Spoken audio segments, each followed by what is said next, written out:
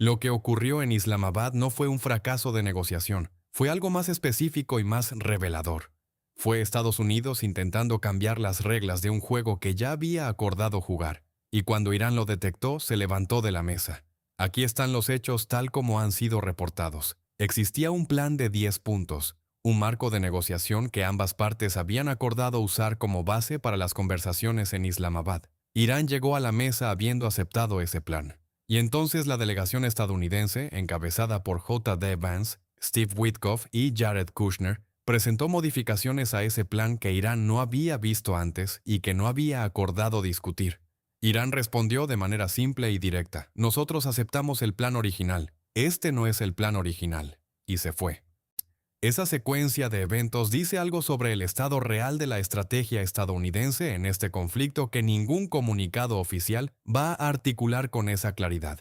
Pero antes de llegar a eso, necesitamos hablar de lo que Trump anunció después. Porque la respuesta de Washington al fracaso de Islamabad no fue silencio diplomático ni una declaración moderada sobre la continuación del proceso negociador. Fue un bloqueo naval total del Golfo Pérsico. Todos los petroleros detenidos. Todo el tráfico marítimo bloqueado. Una escalada de una escala que el conflicto no había alcanzado hasta este momento. Si estás viendo esto por primera vez, este es el canal donde analizamos los momentos que definen conflictos con el nivel de detalle que los titulares no pueden ofrecer. Suscríbete ahora mismo. Porque lo que está ocurriendo en las últimas horas es una de las escaladas más significativas de este conflicto, y la mayoría de los medios la están cubriendo como si fuera un movimiento calculado cuando las evidencias apuntan en una dirección muy diferente. Empecemos por el plan de 10 puntos, porque ese detalle es la clave de todo lo que vino después y está siendo tratado como un elemento secundario cuando es en realidad el elemento central de la historia. Cuando dos partes en un conflicto acuerdan un marco de negociación, ese acuerdo es en sí mismo un logro diplomático. No es el acuerdo final. No resuelve el conflicto. Pero establece las reglas del juego que ambas partes han aceptado y sobre las cuales va a construirse cualquier entendimiento posterior. Violarlo, modificarlo unilateralmente en la mesa de negociación sin previo aviso, no es solo un error táctico. Es una señal sobre la buena fe del negociador que lo hace. Irán llegó a Islamabad habiendo aceptado ese marco. Lo que eso significa en términos diplomáticos es que Irán estaba señalando disposición para negociar dentro de unos parámetros definidos. Esa señal tiene un costo político interno en Teherán. No es fácil para ningún gobierno iraní sentarse a negociar con Estados Unidos en ningún momento, y menos en medio de un conflicto activo. El hecho de que la delegación iraní llegara a Islamabad y aceptara el marco de los 10 puntos fue una concesión política real, aunque no fuera percibida como tal en Washington. Cuando la delegación estadounidense modificó ese marco en la mesa sin previo aviso, no solo cambió los términos de la negociación. Le dijo a Irán que el acuerdo sobre el marco no había sido real desde el punto de vista estadounidense, que lo que Washington había acordado previamente no era vinculante para Washington en la mesa, y esa señal, una vez enviada, no puede ser borrada. Porque si el marco acordado puede ser modificado unilateralmente, nada de lo que se acuerde en una negociación futura está garantizado de ser respetado tampoco. Lo que nadie está diciendo. Hay dos explicaciones posibles para por qué la delegación estadounidense llegó a Islamabad con modificaciones al plan que Irán ya había aceptado. La primera es estratégica. Washington calculó que Irán estaba suficientemente presionado por el conflicto como para aceptar términos más favorables para Estados Unidos que los del plan original. Y que Islamabad era el momento de intentar extraer esas concesiones adicionales aprovechando esa presión. Es una táctica de negociación que tiene nombre: el salami. Cortar rebanadas adicionales en el último momento cuando el adversario ya está comprometido con el proceso. El problema de esa táctica con Irán es que Teherán tiene 45 años de experiencia negociando con potencias occidentales y reconoce esa táctica desde la primera rebanada. No la acepta, y su respuesta cuando la detecta es consistente y predecible. Se levanta de la mesa y espera condiciones diferentes. La segunda explicación es menos estratégica y más reveladora. Washington no tenía suficiente coordinación interna sobre qué podía ofrecer y qué no. Y las modificaciones al plan de 10 puntos reflejaron no una táctica calculada, sino una negociación interna dentro de la administración Trump que no se había resuelto antes de que la delegación llegara a Islamabad. Vance, Witkoff y Kushner Pueden haber llegado a la mesa con instrucciones que reflejaban compromisos contradictorios entre diferentes facciones dentro de la administración, y el resultado fue una propuesta que nadie había autorizado previamente y que Irán nunca había acordado discutir. Cuéntanos en los comentarios cuál de las dos explicaciones te parece más probable. Tu análisis es lo que construye este espacio junto a nosotros, pero independientemente de cuál de las dos explicaciones sea correcta, el resultado fue el mismo. Irán se fue. Y Trump anunció un bloqueo naval total.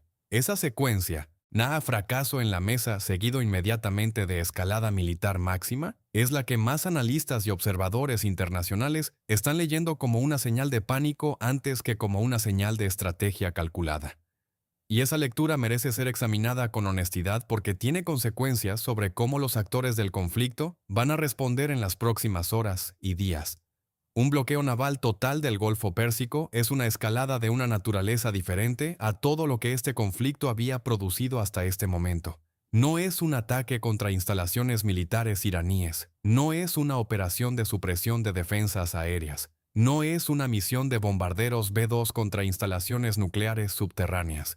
Es una declaración de intención de detener todo el tráfico marítimo en una de las vías de agua más importantes del planeta, así incluyendo tráfico de países que no son parte del conflicto, incluyendo petroleros de Japón, de Corea del Sur, de India, de China, de Europa. Y aquí es donde todo cambia de manera fundamental. Un bloqueo naval en derecho internacional es un acto de guerra, no una operación de control marítimo, no una zona de exclusión de seguridad. Un bloqueo es la declaración de una potencia beligerante de que va a interceptar y detener el tráfico marítimo de terceros hacia un adversario. Eso tiene implicaciones legales y diplomáticas que van mucho más allá del conflicto bilateral entre Estados Unidos e Irán. Lo que nadie está diciendo.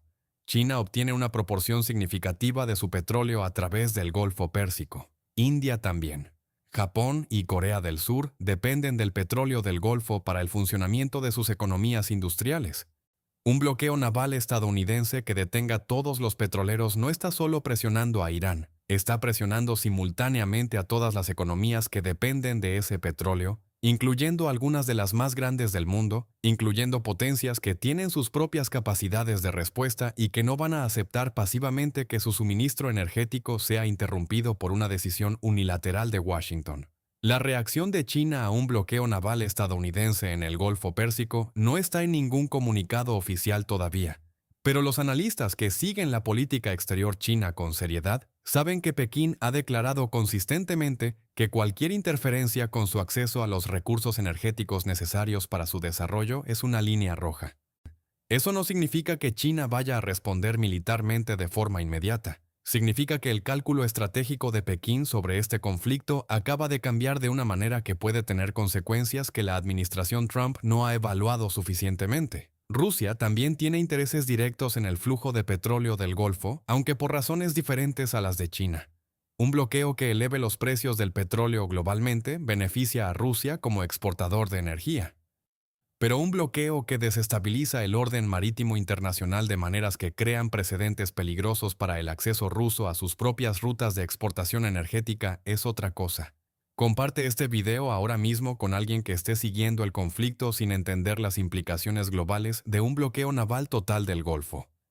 Lo que Trump anunció no afecta solo a Irán, afecta al sistema energético global de una manera que ningún país con dependencia del petróleo del Golfo puede ignorar. La pregunta que los aliados de Estados Unidos en Europa, Asia y el Golfo están haciéndose en este momento es si Washington los consultó antes de anunciar un bloqueo que afecta directamente sus intereses energéticos. La respuesta casi seguramente es no, porque la velocidad con que el anuncio siguió al fracaso de Islamabad no dejó tiempo para ningún proceso de consulta, y esa ausencia de consulta tiene consecuencias para las coaliciones que Estados Unidos necesita para sostener la presión sobre Irán. Un bloqueo naval es costoso de sostener. Requiere activos navales suficientes para interceptar el tráfico marítimo en un corredor de agua que no es estrecho.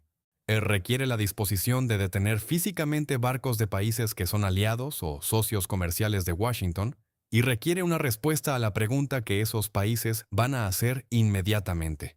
¿Bajo qué autoridad legal internacional está Estados Unidos deteniendo nuestros barcos en aguas internacionales? Lo que nadie está diciendo. La economía del bloqueo tampoco favorece a Washington en términos de sostenibilidad. El Golfo Pérsico ya estaba produciendo una crisis energética global antes de este anuncio.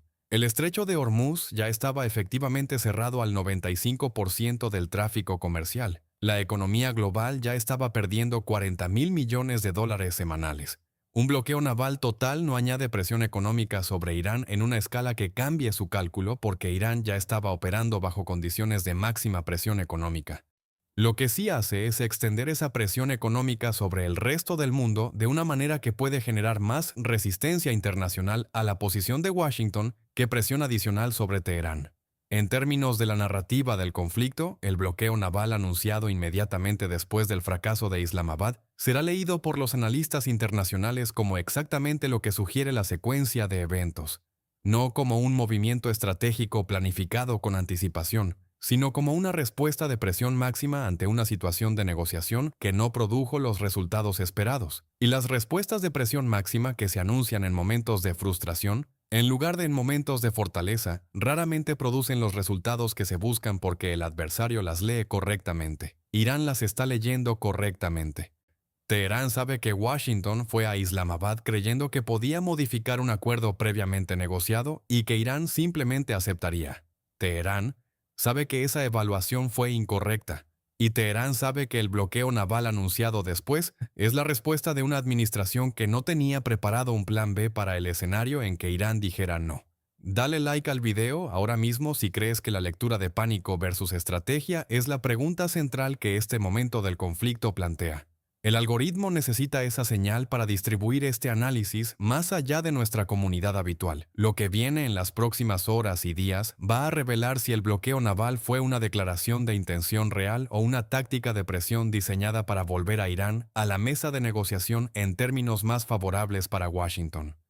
Si la Marina estadounidense comienza efectivamente a interceptar petroleros de terceros países, las consecuencias diplomáticas serán inmediatas y significativas. Si el bloqueo queda como una declaración sin implementación efectiva, la señal que eso envía sobre la credibilidad de las amenazas estadounidenses es igualmente significativa, pero en la dirección opuesta. Irán no necesita hacer nada en este momento excepto esperar. Si el bloqueo es real, la presión internacional sobre Washington para que lo levante va a crecer más rápido que la presión sobre Teherán para que vuelva a la mesa. Si el bloqueo es una táctica de presión sin implementación, Irán habrá demostrado que puede resistir la táctica sin costo adicional. La posición iraní después de Islamabad es, paradójicamente, más fuerte que antes de las negociaciones. Llegó a la mesa habiendo aceptado un marco. Washington modificó ese marco unilateralmente. Irán rechazó las modificaciones. En términos de la narrativa diplomática internacional, esa secuencia hace a Irán el actor que actuó de buena fe y a Washington el que cambió las reglas en el último momento. Cuéntanos en los comentarios cómo crees que van a responder China, India y los aliados europeos de Estados Unidos al anuncio del bloqueo naval. ¿Aceptarán la posición de Washington o esta es la escalada que finalmente fractura la coalición internacional que Estados Unidos ha construido alrededor de la presión sobre Irán? Comparte este video ahora mismo con alguien que necesite entender que lo que ocurrió en Islamabad y lo que se anunció después no son dos historias separadas. Son la misma historia sobre una administración que llegó a una mesa de negociación sin estar lista para el escenario en que el adversario dijera no y que está respondiendo a ese escenario con una escalada cuyas consecuencias no ha calculado completamente. Un plan de 10 puntos acordado. Modificaciones no anunciadas. Irán se levanta de la mesa. Bloqueo naval total anunciado. Y la pregunta que todo el mundo está haciéndose en las capitales que dependen del petróleo del Golfo es la misma. ¿Esto es una estrategia o es pánico? La diferencia importa. Porque una estrategia tiene un paso siguiente. El pánico solo tiene consecuencias.